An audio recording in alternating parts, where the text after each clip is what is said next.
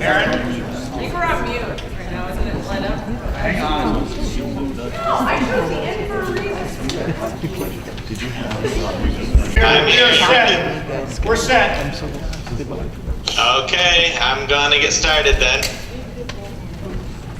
Muted. Well, welcome everyone today. We're going to do some training on the Enriching student software that you're going to be using this year to schedule your students into some flex time.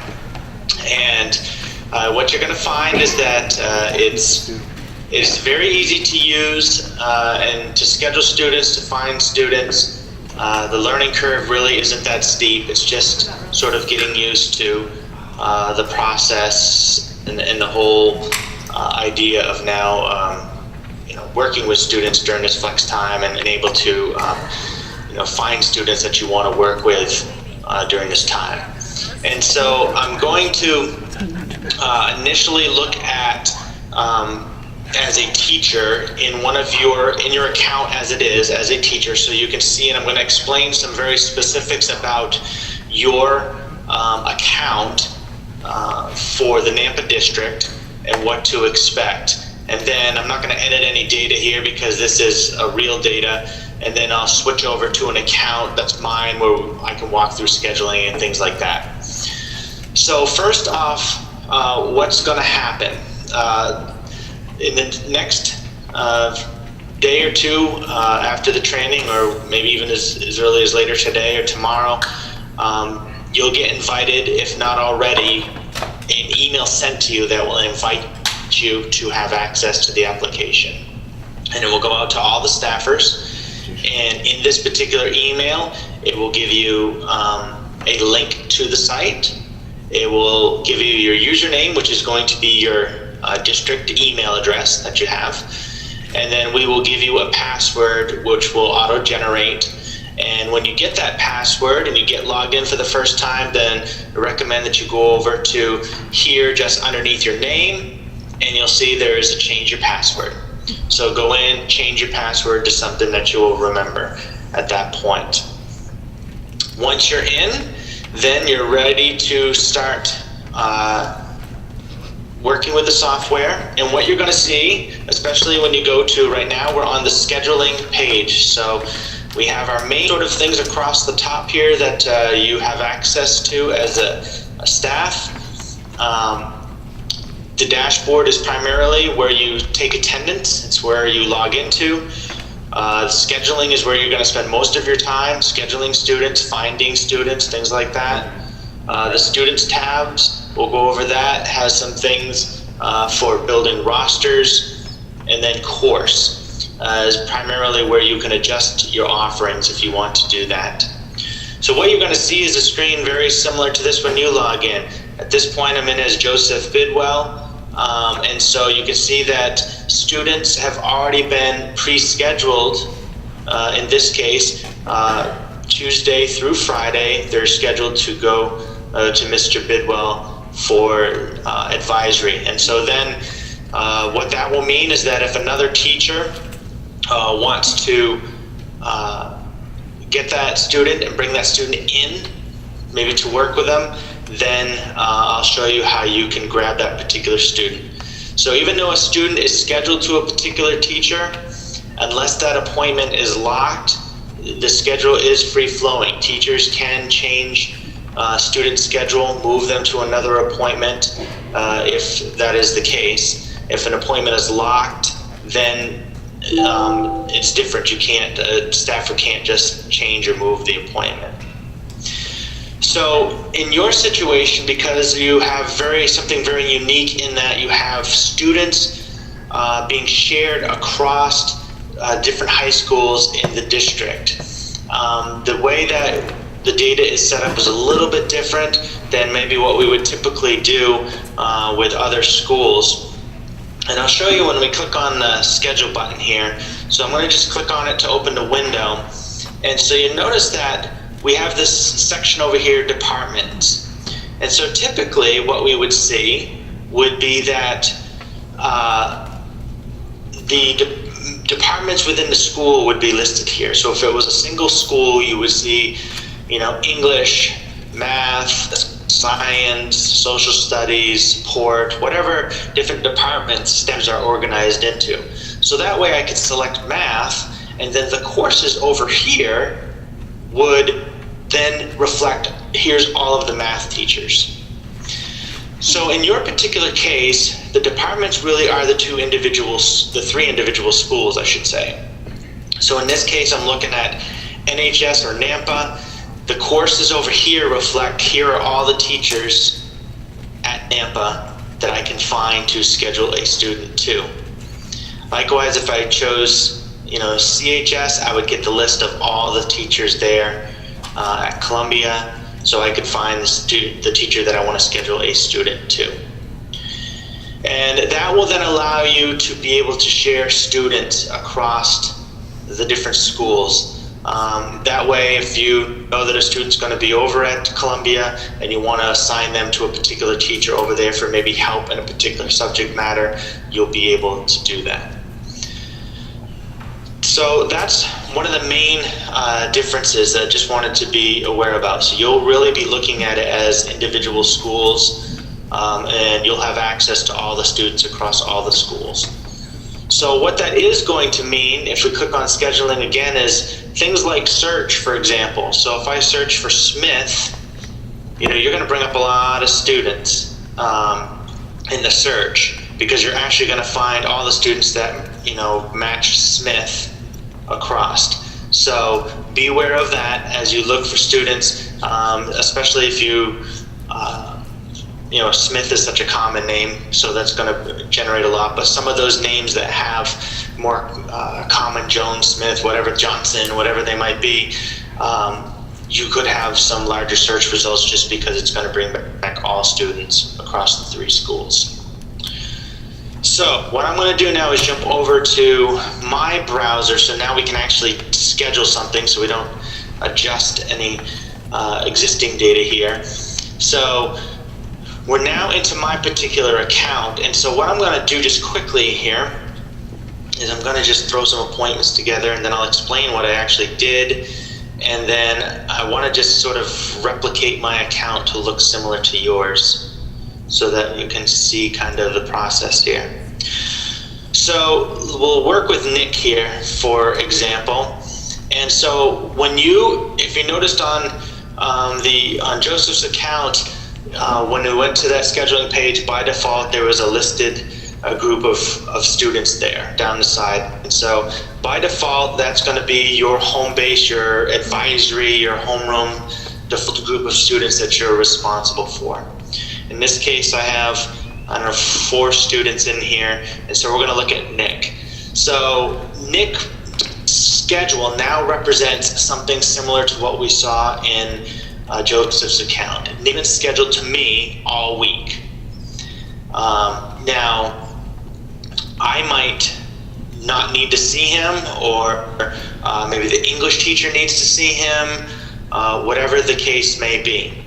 So what's going to happen is that at times you're going to need to schedule Nick and or maybe pull Nick right into your class. So let's look at it first from the standpoint of, if I'm the advisor and he's scheduled to me, can I schedule him to another teacher? And so yes, you can, and there's a couple of ways that you could do that. You could, if you wanted to, delete the existing appointment with the trash can and just get rid of it, and just confirm and just freeze up that day. And then it will give you a schedule button where you can go in, and then in your case you're going to look by the different schools. In this case I'm going to say the English department, and I'm looking for Miss Mauger, and there she is. And so you're going to see the naming convention of these courses are going to be something similar to the teacher's last name, the location that they are, usually by default being room number, or location, could be library, something like that, the general subject matter that they teach, and then this number 15 indicates the number of seats that they still have available for students. And so she's currently at 15. So that number of seats that you have available as a teacher can be adjusted by default. So your default number could be either increased or decreased so that you always have a certain number available, or it can be adjusted by you on a daily basis, and we'll show you that when we get into the courses. So that number gets, as students are booked, that number goes down. So when you get to 0 and your seats are full, you're done. You can't receive any more students at that particular point. So for now, I'm just going to click the save button, and you're going to see that, now the student is scheduled to Miss Bogger. Okay, and that's where he's going, to room 101, and I'm the one that did the scheduling here, and you can see the appointment type is enrichment. So we'll talk about that appointment type a little bit. I'll open this back up. So say I wanted to change this now. If I click the schedule button, opens back up. I could now change it to something else. Now I could say, well, instead of going to English, let's send him to math. Okay, so I select the math teacher. I can say that in a comment, I needs to make up a test. And then those appointment types that we just showed there, you can select different appointment types. By default, you have a couple that come with the application, and then others can be added. And so whatever in your particular case gets added is really going to be available to all 3 schools. So you might have, in this case, I've got competency, or if you have things related to recovery or any of those types of things, you can add them to the system, and then you can assign students appointments to these types of things that you're trying to do. So let's say competency. This is going to be a competency-based appointment to help the student get caught up, for example. So we'll change that. Now, one thing is that this is an existing appointment, so in the system already now has this student scheduled to the English teacher, but I am actually overriding this appointment, or I'm going to change it. So you do want to click this little box here that says I want to overwrite the existing appointment. And then let's say it was Monday, right? Because Monday she's booked to Miss Mager here, and I want her to come see me, okay? So I think it's going to tell me, I'm going to try this, but you see when I click down, if you look at the button, you see how the button is 2 different pieces here. You have one part of it on the left side that says the word schedule, and on the right side of it has a little arrow drop down. So clicking on the word schedule opens up the edit page where you can see the details of an appointment. The arrow drops down, and it allows you to schedule a student into your homeroom or your advisory without having to go through finding, yourself in the particular school and all of that type of stuff. It will know who you are. I'm not sure that it's going to work, because I think it's going to say that she's already scheduled, and it's going to prevent me from doing this, but I'm going to try it anyway. So, and sure enough, it says she is already scheduled, so I can't just overwrite the appointment. So in that particular case, I would have to click the schedule button. I would need to find me in science. There's my course, and I want to overwrite that appointment. So now I'm overwriting where she was going to in advisory, and I'm saying she's going to come see me in science. And then I click save, and the schedule has been updated, and now she's going to come to see me in science. Now, if her schedule was open, like this one, if I click down on it and I just click that, it will just automatically schedule the student to me. There's no conflicts there.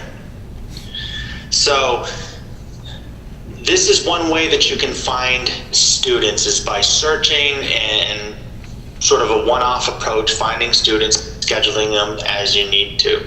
I would also say this is also something where if you're someone who's in the office and you need to know where a student is in a particular day in a flex time, you can search at any time just like this, and you can see where the student is actually scheduled. So now you would know, okay, she is in, room 110. That's where I need to find her.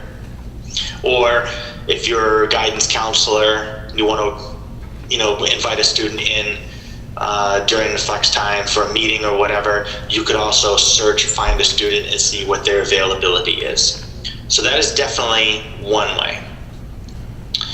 The other way, and I don't know that it's set up yet, but I think it's going to be at some point, is setting up roster files where, so you notice I have a drop-down box here that says advisory. So I'm going to just get back to my regular schedule page here so you can see here's my advisory. And if I click that down, you notice that I have some other options under that, and I have Earth, space, and I have physics, and I have robotics, and RTI, and science. So these are other rosters of students. In other words, students that I teach in different classes that I teach.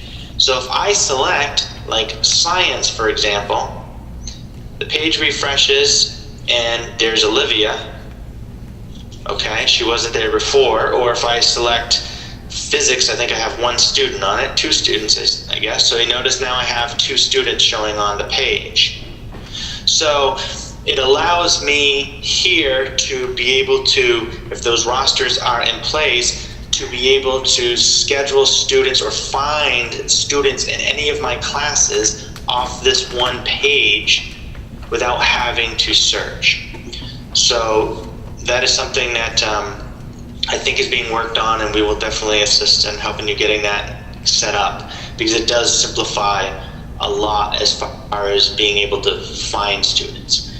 And then the scheduling process really doesn't change. You're just filtering this page by different groups of students, and then you're scheduling individual days as needed. So one of the other things that I wanted to point out about this, just a couple of little things going around the schedule, is you notice that there's some icons over here which are a single arrow and a double arrow. And the single arrow allows you to advance one at a day at a time into the next week. And the double arrow allows you to go a week at a time. So you can navigate sort of week to week within the calendar, as well as a day at a time if you need to. If it's Friday and you're trying to schedule something and you want to see into next week what a student's schedule looks like or availability, you can navigate that way. The other thing that I would say is related to that is you have a calendar icon up here in the corner. When you click on that calendar, and now I say Wednesday, see it's highlighted, and I click Wednesday, it shifts my calendar to make Wednesday the first day, and then I can see into next week. So again, I could do that for Friday, and that would, bump the calendar forward, and I would see next week, what students have for availability. If the students have their email addresses in the system, which I believe that they do, you see this little icon right here, which is the email, is an icon for like an email or a mail message. When you click that, it sends the student a copy of their schedule. So if I fire that off, you'll see schedule was sent to Nick. The student will get that email, and it will just tell them where they're supposed to be during the week. Okay, so that is one way that you can notify them so that they know where they're supposed to be. Okay. Now,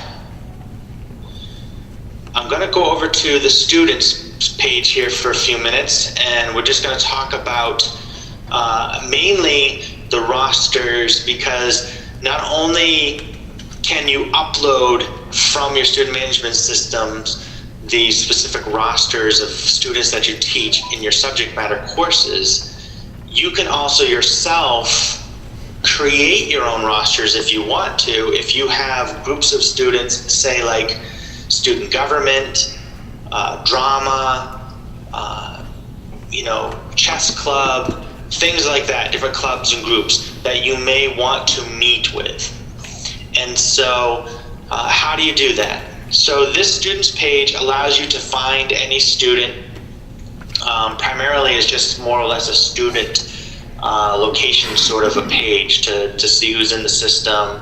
You can look at their profile, things like that. Primarily what you would use it for is this show my rostered students. You check the box and you notice on the left hand side, or maybe depending on your screen, it might be stacked up and down, so you might have to, I'll try to scroll up and down a little bit if that's the case, but you'll see students assigned to me, and then you have students not assigned to me. That might be further down the page. I'm not sure as to exactly what you're seeing. So basically the students assigned to me are the ones you can see that have a little tag that indicates that Nick, for example, is tagged as one of my science students. And so I can create tags for any student, any number of tags that I want, to group and identify students together that maybe I want to work with. So let's say Nick is on my robotics team. In the box next to it, I can type robotics and I can hit enter, and you notice it adds the robotics tag, and that matches the other tags that I have here for other students. Or if I want to find a student, I can click the last name, and here's Sarah Mack. And let's say she's going to be on the robotics team. So where it says enter one tag here, I can type robotics, and I can click Sarah Mack, and it adds her over to the list. See her over here? So now she's on my robotics team. So you can build your own sort of lists of groups of students if you want to. And what you're encouraged to do is see this button here that says manage roster tags. If you click that, it shows you here's the tags you've created, how many different students have been assigned those tags. You can make a certain one your default. So for example, if you're a guidance counselor and you don't have a group of students by default, but you have a group of students that you work with, so you could tag those students as my group or whatever it is that you want to call it. And then you notice here this one says is the default. So you could check the box and that will make that particular tag the default tag. So when you go to scheduling, it will honor that as the default, and it will then show those students that you've tagged there on your scheduling page, so you can see what their availability is. The last column here is keep. That means that if it's something that you created, so science, for example, came out of the student management system in the upload. I created RTI, I created robotics, okay? Those are specific tags for me that I want, and I don't want them erased if we do another upload of rosters, say second half of the year. So I have checked the box that says keep, and that means that even if a new roster file is uploaded and rosters are reset for the second half of the year, those tags and those students tagged will not be removed. Those will be preserved in a process. Okay, so let's go back to scheduling here, and today is Wednesday, so I'm gonna schedule a couple more students to me so that I have some attendance to take here. And let's go to science.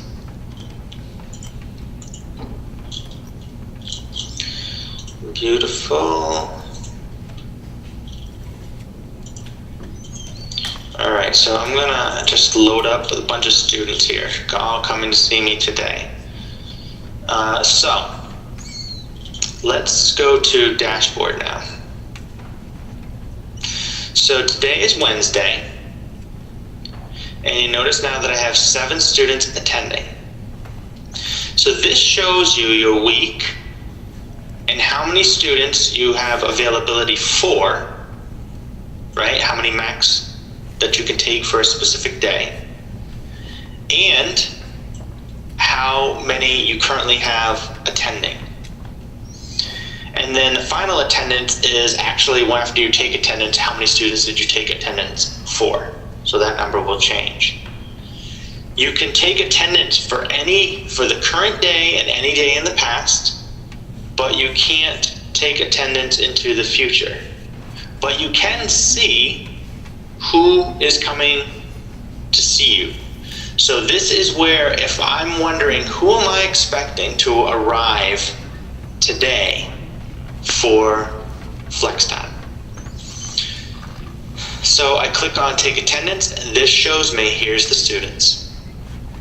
Here's the students that I'm expecting to arrive. Now you notice that it has an area for the teacher's comment. I don't have one here because the other one I wrote a comment for was for the math teacher. But if a teacher comment was in there, it would display here as well.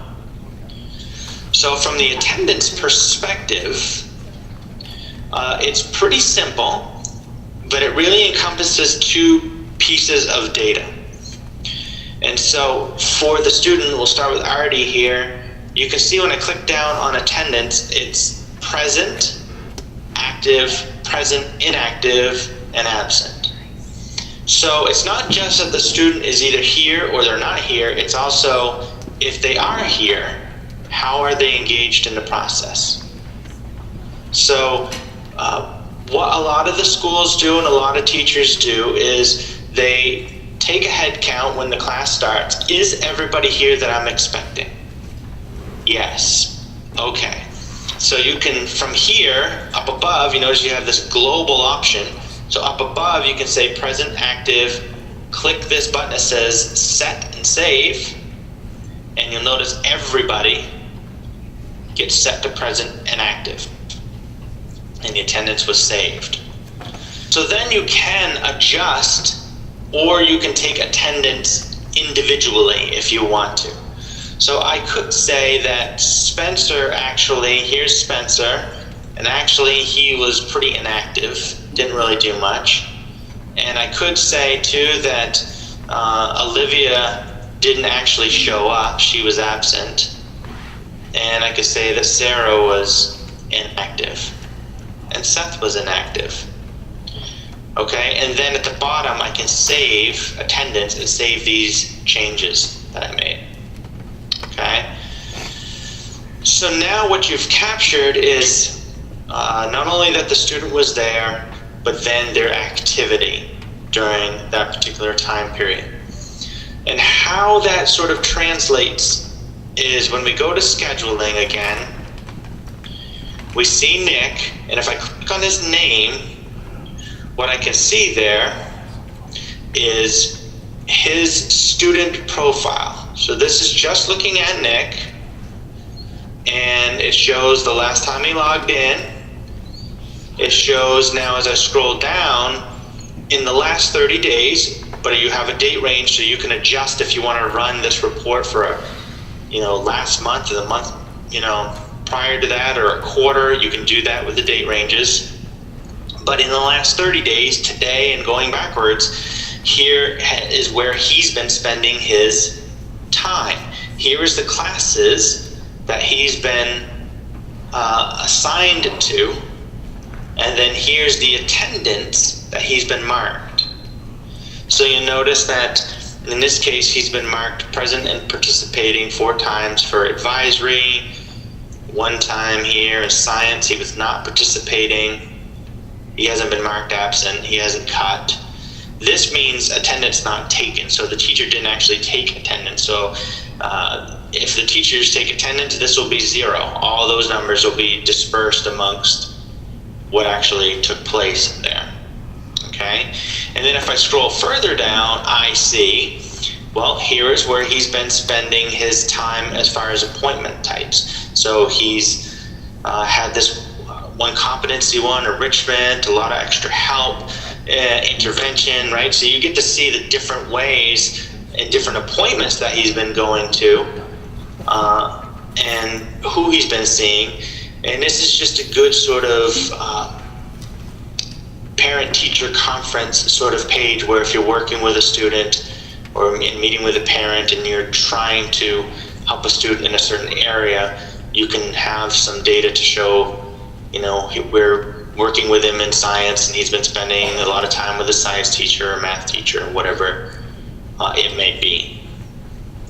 Okay, so let's look at one last aspect here, and then we'll circle back and we'll have some questions here. So we're going to just talk a few minutes about the course. So by default, you, as a teacher, you have your advisory or your homeroom or your advisory homeroom, home base sort of course. And that's where your default students are assigned, and you're responsible for them, making sure they're being scheduled. And then you have your subject matter course, okay? Now, teachers cannot schedule a student into another teacher's advisory. Only teachers can schedule students into their existing advisory. A teacher can only schedule a student into another teacher's subject matter, okay? So, your subject matter course is going to be really broad-based. I teach math. Yes, I might teach specifically 9th grade math or 10th grade math or algebra or statistics or whatever it might be specifically, but the general, it's more or less like a department. I'm a math teacher, I'm available to help for math.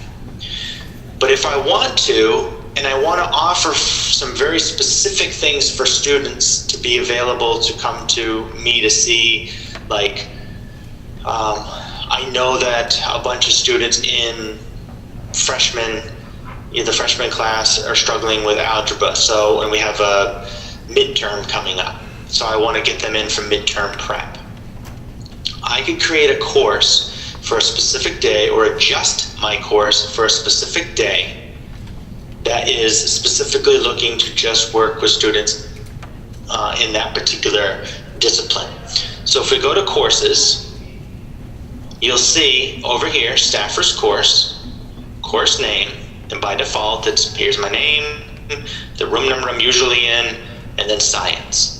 So I can change this to whatever. So I'm going to say science mid-term prep, okay? So that's the course that I'm going to be offering or making myself available for. I want that to be available to students, so students know, hey, on whatever day this is, Mr. Lamontaine's doing science midterm stuff. So that's where you want to go. By default, I can take 13 students. As a teacher, I can adjust that, but I can only adjust above my default. So I can go to 20, for example, and say I'll take 20 students, but I can't go below my default of 13. So if I need to, for some reason, adjust my default below 13, maybe it's too many overall. If it's too many every single day, then that's really a global change. You would have a site administrator change your default count to a lower number. If it's for a specific period of time, a site administrator as well has access to a page just like this, and they can schedule for a specific teacher for one day or multiple days an adjusted seat count that can be lower than the default. But teachers can adjust only above their default. So I'm going to leave it at 20. I'm going to go here, look at the default appointment type. What do I want this to be? I'm going to call it extra help, because that's really what I'm going to provide to the students here for the midterm.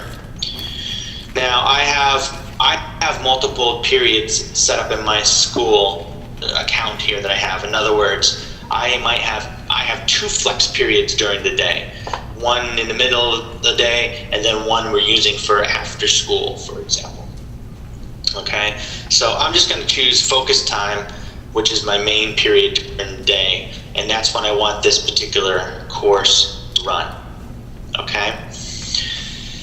This block self-scheduling means that students, which I think you eventually will bring on board as the year progresses, the ability for students to log in and be able to see their schedule, and in some cases be able to schedule themselves to courses or to make requests. So this block self-scheduling checkbox here, largely you at this time will ignore, but when students do come on at some point in time, what that does is it blocks this particular course from being available to the general public of students on the student app. So it may be that I really want to create a course that I want to select certain students to attend, but I don't want everybody to know about it because it's not really an open course for everybody. It's just for a select few. So you could do that. It would block students from just being able to see that. And then this is the description.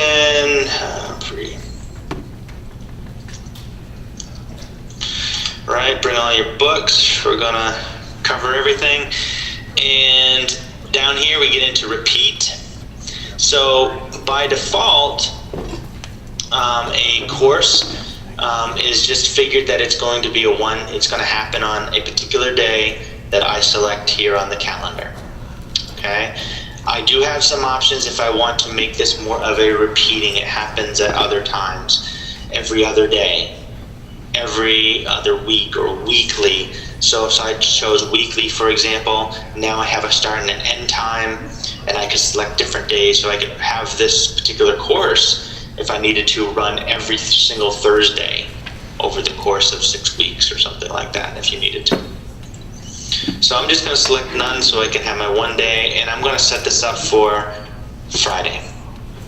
So summary is going to be one day, and it's going to be on Friday the 1st. Click save, and then we see down here somewhere, I don't know where it went, but Friday's course would be there. So let's go see, because it's not, let's see if I can show off, if it finds it. Oh yeah, there it is. Okay, down at the bottom here. Here it is. So here's my course that I created with 20 students availability. So now I've got this course, and so what do teachers see, what do students see to know that that course is out there and available? So go back to scheduling, and I'm going to click on the schedule button so I can just open the window. And you notice here that we have this button that says course descriptions. If I click on that, it slides out and it shows me broken down by different, in your case it's going to be the different schools. It's going to say CHS, NHS, whatever, and that's how it's going to be broken down. It's going to show you all the different classes that are available, specific classes that are available. So it's not going to show you every single math teacher unless they've adjusted their course. That's what this shows, is any courses that have been altered for something very specific. Okay, and if I scroll down and I get to the science section, there's my science midterm right here. So I can see that I've got 18 seats still available. So for a teacher, you can see by that quick little flyout what's going on. Okay, now let me go back out here for just 1 second, and let's click on Friday. So here's Friday. I'm going to click schedule, and you notice if I click science, there's my course, and now my science name, the name of the course is Science Midterm Prep. So that's how too, if I see that I can realize that, hey, this teacher's actually doing something specific if it's not named as the default. Okay. The other way that you can see this, and you may or may not have access to, but there is a report under analysis. And this section of the site has some different reports. One of the reports is all special offerings. So that report is something that can be run and printed out. See special offerings. If I pick a particular date range, let's go into May. And here's all the different classes that are going to be adjusted and who's going to be offering them. Okay. And so as I look at those and see different things that are available, If I want to, I can print this. I can also make a PDF of it. So this could be a way that you could share that resource amongst the schools as well. So if you don't adjust a course, don't do any adjustments of course, it doesn't really matter. By default, you're there for whatever subject matter that you teach. It really comes down to when you really want to offer something specific where you maybe need to have students come to you prepared for certain things. Okay? So that basically covers it at a pretty high level as to what you're going to do. I'm going to open up the microphones here and let you guys, I know we got about 15 minutes left, throw some questions and we'll try to answer your questions here. I'm If you have muted. questions, will you pass them down? You have some passing to your left.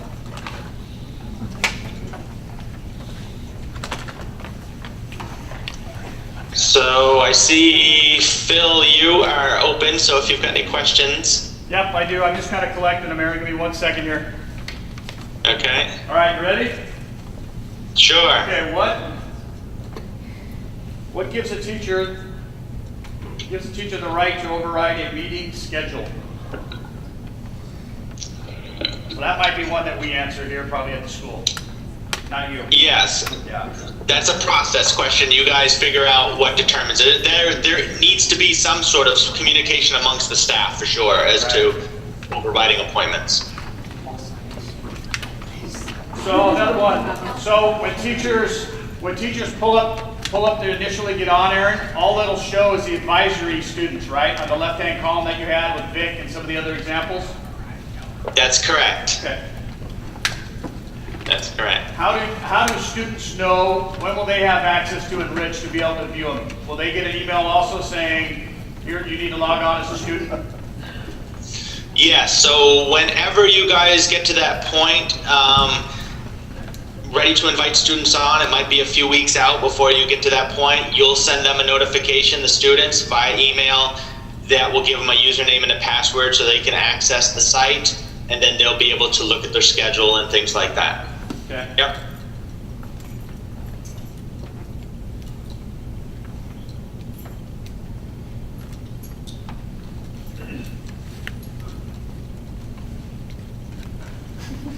Sorry, a lot of them are going to be answered by us, not you. Hey, Aaron, Okay. how do Yeah. students get updates? So the best way for them to get updates is if they do have access, then when they log in on their dashboard, let me see here. I'm gonna see if I can quickly log in as a student here.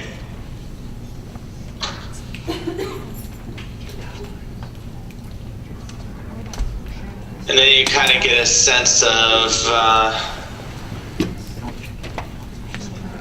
what it's going to kind of look like.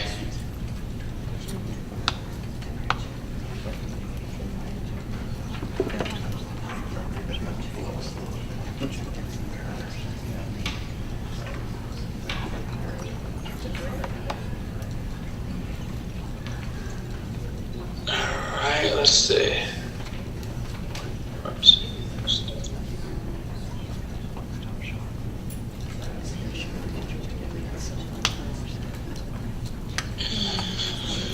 Okay, so let me see if I can bring this onto the screen here.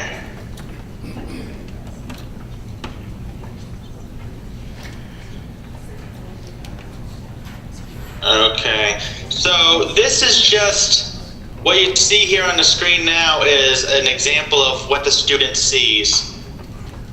In this case, it's that student Olivia that we worked with. So here's my week, right? And this shows during focus time, here's where I'm supposed to be in science. You know, I'm supposed to be after school. I'm having a session apparently with Miss Mager. Otherwise, I'm open throughout the week. So this is what they would see that would tell them where they're specifically supposed to be. So when they have access, that's probably the easiest way, okay, for them to know where they're supposed to be. Okay. If they don't have access at this particular time, that's fine. That's where the email is going to come into place. Sending them email of their schedule is going to give them the next easiest way for them to know where they're supposed to be. They'll get it. They'll be able to look at it and see, okay, I'm supposed to be in such and such a place. Okay. If you see them wandering in the hall and they don't know where they're supposed to be, that's where the search comes in, right? You could search in that search box, find that student and say, I know where you're supposed to be, because it's going to pull up their schedule. All right. Okay, great. Thank you. Hey, last question. Are students able to see all enrichment opportunities? And I know that we've been talking about this with the other administrators from the other two high schools.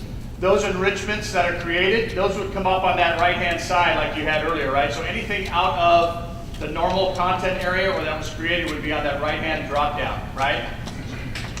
Yes. So with a student, I'll bring the student page back in for a second. So once the students have access, so if I click my schedule, so I want to schedule students, and I go out to Friday or Thursday or whatever, you can see that it's changing. See, they have options, like see this toggle to show me special offerings. So if I click that, see how it filters the page? Even if I go to Friday, I toggle special offerings, it shows my midterm prep, because that's a special offering. Okay. So if there were other teachers that had special offerings that day, they'd be listed here as well. Okay, but if I'm the teacher, Pat, maybe help me here. If I'm the teacher and I want to schedule that student, right, I'm scheduling them for the week, and I want to find that enrichment course, that extra one, where would I go to find that and schedule them as the teacher? So as the teacher, so the best place, there's the two places to go would be either under the scheduling. If you click the schedule button again and the edit page comes up, this course descriptions button. Okay. Or giving teachers access to this analysis tab, they would be able to see under courses, special offerings, and then they could run it for whatever date range they want to run it. Okay. That make sense? Yep. Okay. Aaron, question here at Skyview. Yep. So how do you hold enrichment classes if teachers are sending students to you for extra help? So if you have an enrichment on Friday, is an advocate teacher still going to be able to send kids to you for extra help, or how does that happen? Well, from an applications standpoint, it could send a student there. Technically, that needs extra help, because if we don't, the application doesn't necessarily know, that student needs extra help. You just say that the student is attending for extra help, basically. So again, that's going to come down to an internal process. If you're running some sort of enrichment, if you see that the teacher has an adjusted course of some sort that maybe is an enrichment or maybe is a specific extra help, if the student doesn't meet that criteria, then you would not schedule that student into that. So when you're in our specific, like if you're in the Napa School District, would a teacher's name show up twice in there when they're trying to find that teacher? Once for extra help and once for their enrichment?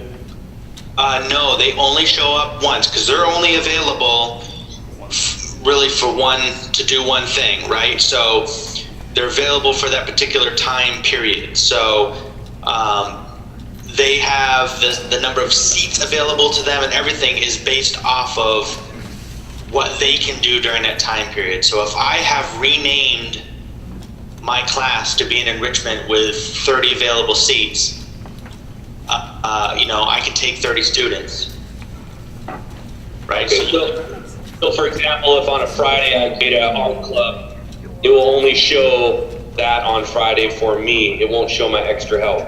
That's correct.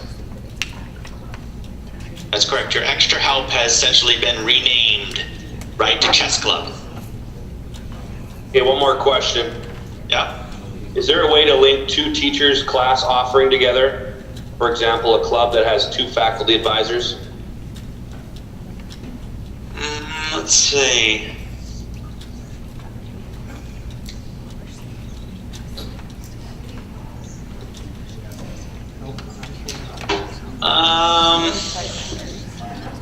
The are they gonna be in the same room? Yeah, they who wrote the question? Same room?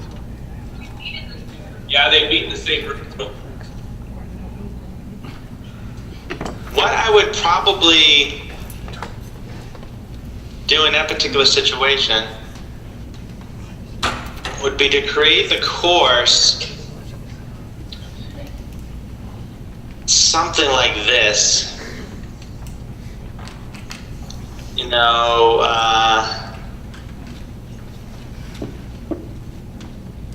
and practice. Right, Mark, you know, or Smith, you know, Jones or something like that. You know what I mean? So that would be the course offering. Something along that lines, maybe. The trouble is that you might need to do it for both teachers. So it's apparently the students could schedule to either one of those teachers and be in that room. You know what I mean? Because you could change the course room here and say it's going to be band room, right? Both teachers could create a course that says both of us are going to be in the band room. And you could schedule to either. That would probably be the way to do it. Hey, Aaron, one last question on this side. If you create a course, how do you go back and edit it? You just go back into that course and make changes and save, or? Yeah, if you really need to, so here's this course I did earlier, right? Here's my midterm. Yeah. So if I need to just change the wording, you know, I could change the wording here and I could just save it. But if I need to change like some of the other things, dates and stuff like that, then the best thing to do is just delete the thing, because you can see there's only minimal changes that can be done here, is to delete it and then just start over and create a new course. You've got to do major changes. Okay. Thank you. Hey, if you want to go ahead and mute me, you can. We're going to wrap up here. That's all the questions. The other questions I have, I can answer, and then we'll be in touch some more. Okay, very good. Thanks very much. Yes, thank you. Muted. Okay, still got you on, Jared? Okay. We're good here too, Aaron. Okay, excellent. Well, if any other questions come up, definitely you guys know where to find us, and looking forward to working with you. Okay, thank you. Thank you. All right, bye-bye. Hey, I'll put together a little email. There's about 8 or 9 questions.